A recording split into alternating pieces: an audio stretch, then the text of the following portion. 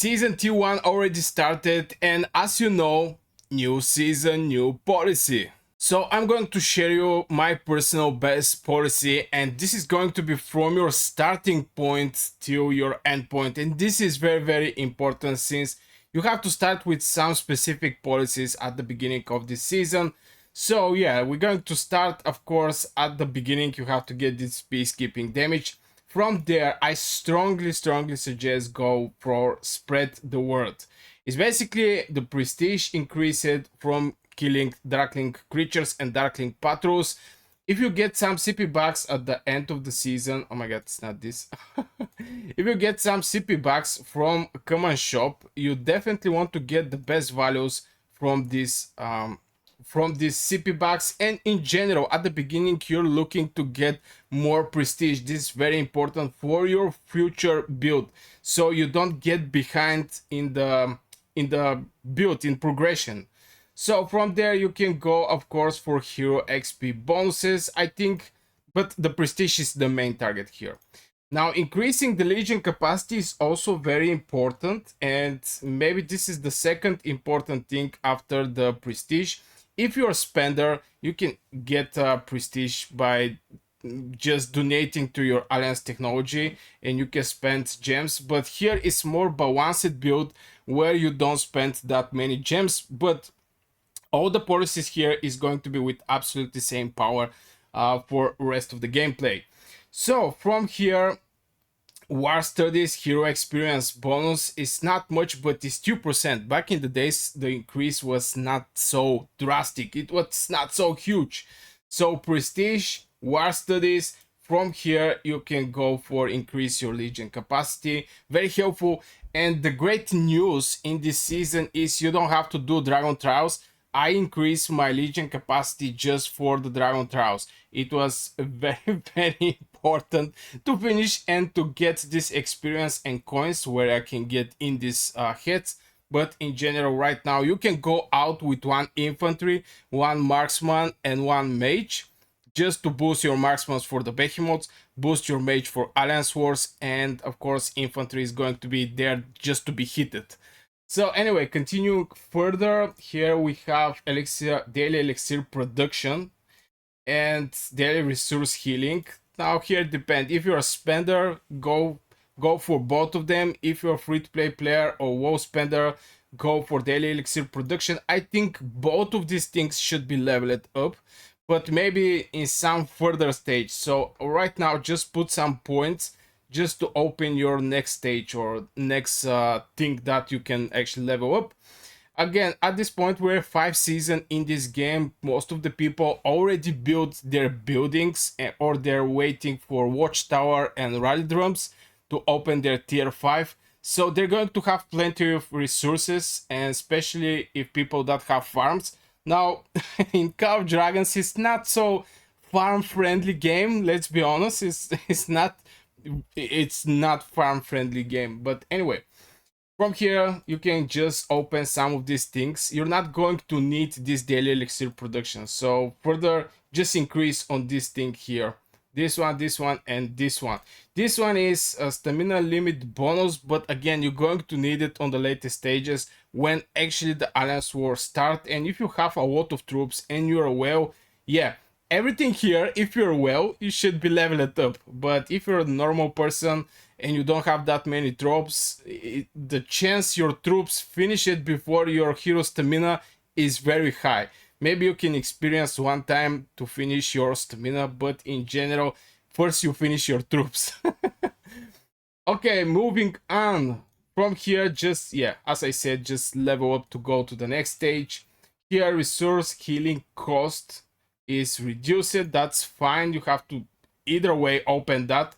Now, game, I don't think somebody want to open this useless item from the season 1, so definitely don't go with this one. Just open couple points put here so you can have the rest of the... You have to open the turrets. Now from the turrets, from my previous experience, go with the fire. Fire is going to do heavy damage.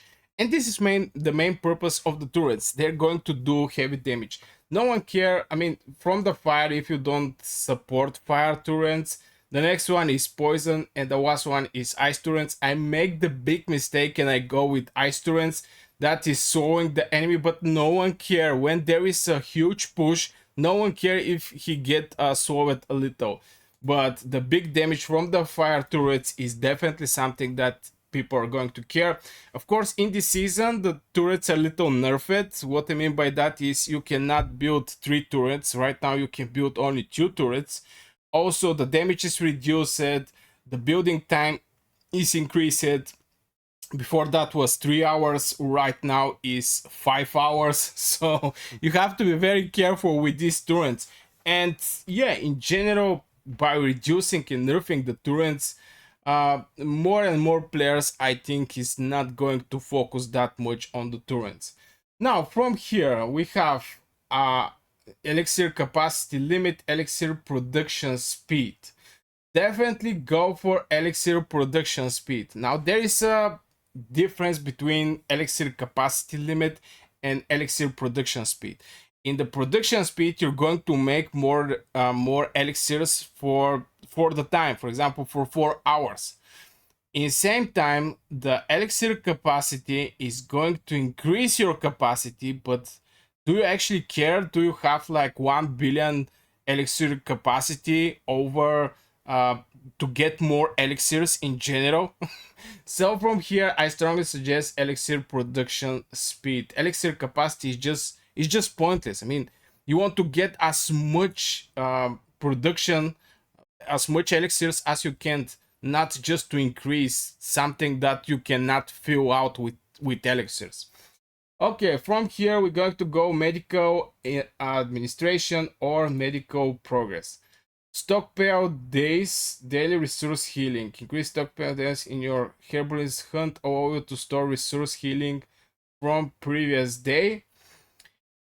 This increase daily resource healing based on percentage of total legions. Okay, now here again I'm going to go with daily resource healing. Now stockpiles is okay, but it's 0.1 day, I guess. So I'm not so sure this is going to be very helpful. Maybe for 2 days, but when you're in the Alliance War, when you fight, you definitely want to have all your elixirs at the moment. So maybe I'll go for daily resource healing. So herbalist increase daily resource healing. Just if I'm going to use resources, I want to have on daily basis these resources to be spent, because sometimes the wars are weeks, and the first 2 days you're going to lose this advantage over here, medical administration, because always you're going to have your resource healing already filled up. So yeah, from here, I don't know if you can actually see. Let me see my big head. Okay, you see something, but it's going to be same policies for you. So from there we have this increase the maximum level of turrets. This must definitely go and level up this. The more higher level the turrets is going to do more damage, bigger shield. It's basically improving the turrets, and you're going to need the turrets. There is a lot of policies around these turrets, and you can only build 2. And they're nerfed, so I'm not so sure. Okay, here we have defense pushback, increase the attack of turrets, reduce the damage taken from the turrets. Now, here it strongly depends. I will go for increasing the attack. Just I want to get more merits, because turrets can actually give you merits by killing enemy legions.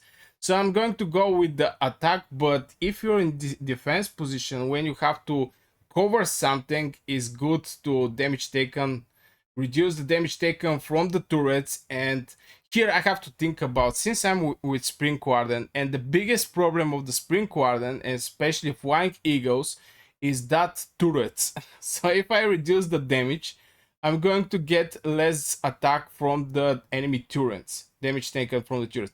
But at the same time, I can increase the attack of the turrets, and definitely I'm going to go with the attack of the turrets. Oh my god.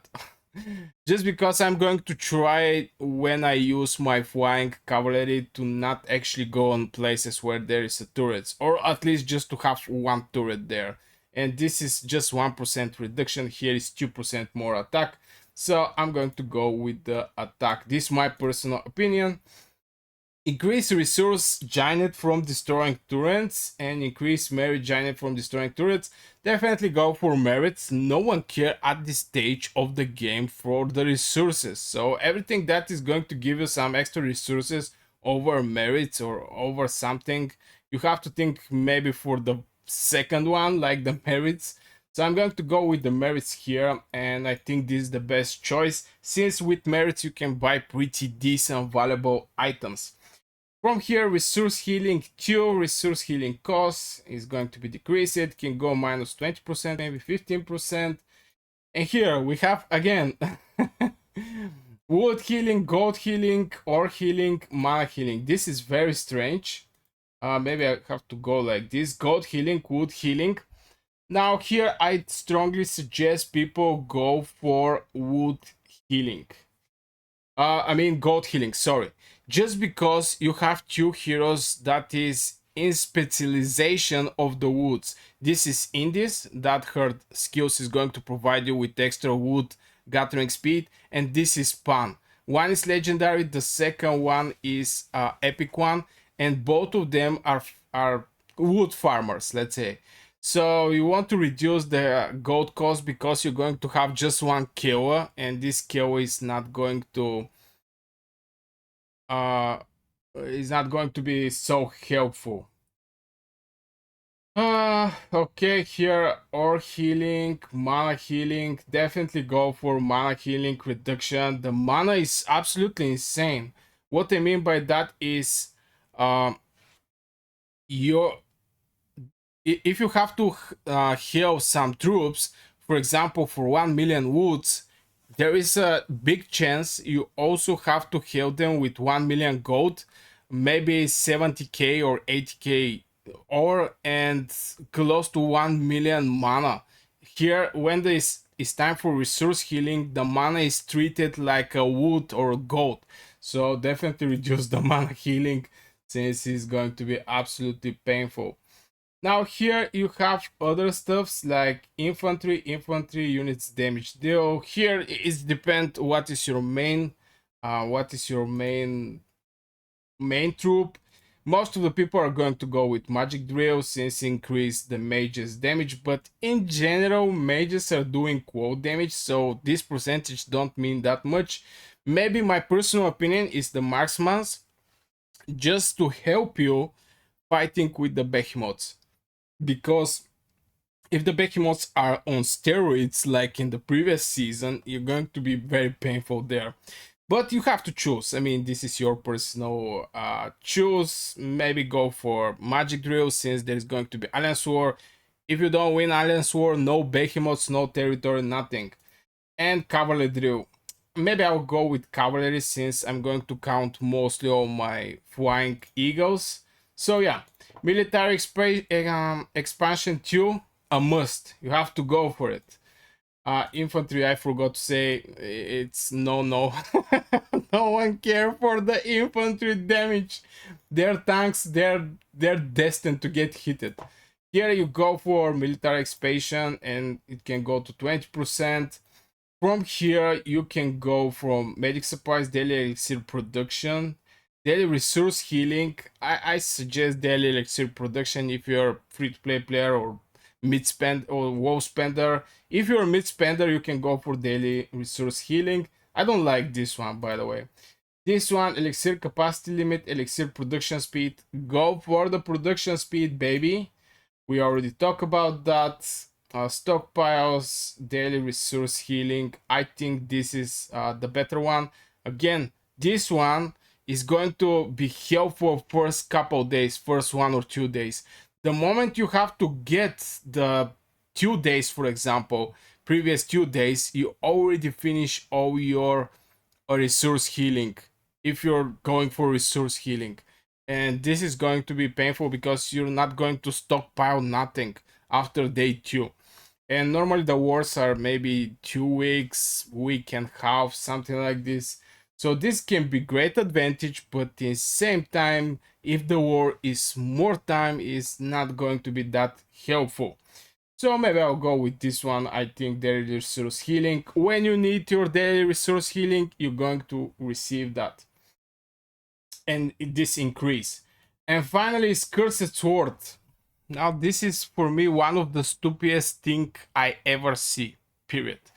Yeah, before you go there, after you finish your healings, you can go for this one, this warrant capacity on some point, but I think healing is maybe one idea more important, or maybe not. Some people want to hunt 3 more pets per day to get some extra cards, captures, this regenerational potion, stuff like this. So maybe at some point you decide when you can go with this one. I strongly suggest after this one. You have to finish one of these two, and you can go and open this one, because every day you're going to have this, even before military expansion, if you want to go for these warrants. And I think it's absolutely great.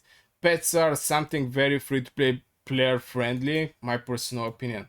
So jumping on the last one, the most stupid thing that I have ever seen, if I understand it correctly, let me point that, if I understand this correctly, your Legion do 5% more damage. Okay, I mean, this is the final one. You know, this is the Super Saiyan.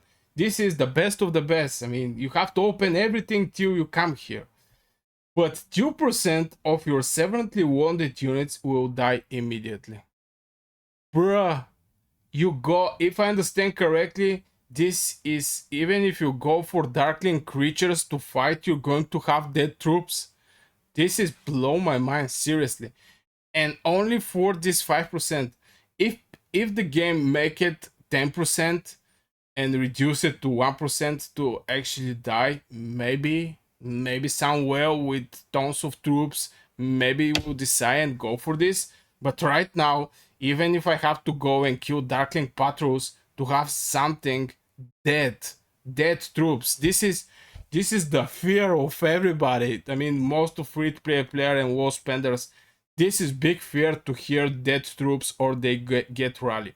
Even in the rally, when they rally you, they're going to also take big casualties, because you're going to have watchtower, you're going to, in general, the attacker is going to receive more losses.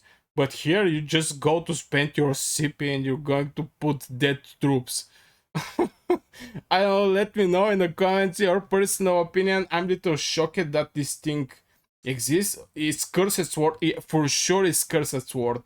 For sure. So this is my personal overview over the whole policies in this season and the way I'm going to go with these policies. And yeah, I guess this will be for this video, guys. I hope you enjoyed. If you do, hit one like, subscribe to this channel. If you're new to this channel, I make Call of Dragons videos every day, and see you in the next video.